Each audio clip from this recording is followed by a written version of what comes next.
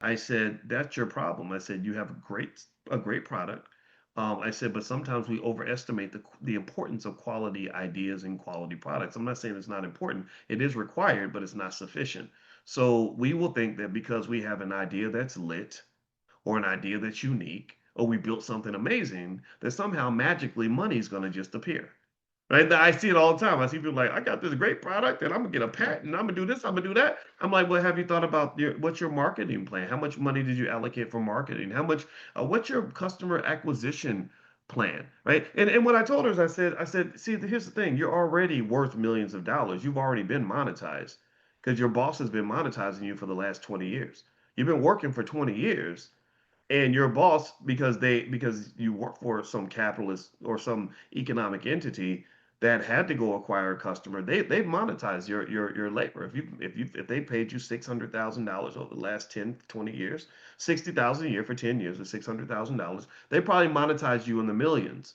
So you've already been monetized.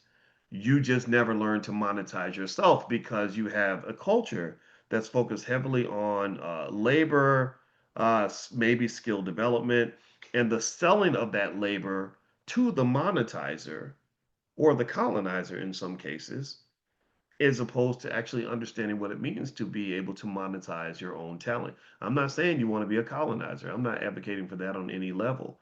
What I'm saying is that the monetization, the study of monetization, that's a science. That is a science.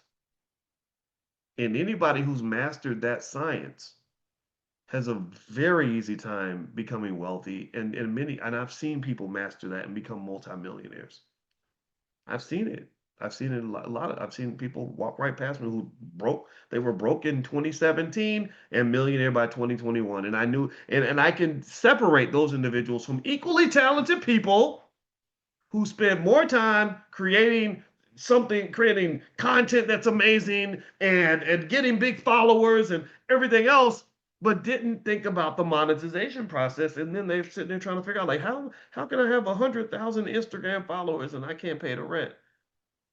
Well, because you were falsely led to believe, and this comes, I think, from the influence of entertainment and other things in our community. Entertainment makes us believe that if you are talented and you just go out and do something amazing, that somehow money's going to magically fall out of the sky. I want you to think about it. Think about a rapper who makes an album and it's the best album ever, and it sells a million copies, and they end up in a big house, and they're driving a Bentley, and maybe they have a private jet. Do you think that most people really understand where all that money came from? See, because a lot of people will think, oh, it came because Drake made the best music and da da da. No, it's because somebody in the background has monetized this. So if I could have it my way, I would literally, in the Dr. Boyce Academy for Black Economics, I would have kids spend a whole year studying how to monetize, how to take some shit and turn it into money, how to make it liquid. We talk about liquidity. How do you turn it into money? That's your problem. If you solve that problem, your fear of white people kind of goes away because you don't feel like they're the only plug to get you what you need. You feel like, and I'm not. I get into the white black talk, but I'm sorry, it's connected to racism and really it is. Like, white people are the plug. Like, I'm talented, I'm smart, I went to school, I got degrees, but I don't know how this converts into money. So the only way I know how to do that is to get connected to the plug and get them to give me a job. And then somehow miraculously, because I work hard and because I'm smart and because I'm good, they're going to pay me money. Where does the money come from, man? You should know where it came from, just in case you say, I don't want the plug anymore. I'm going directly to the source.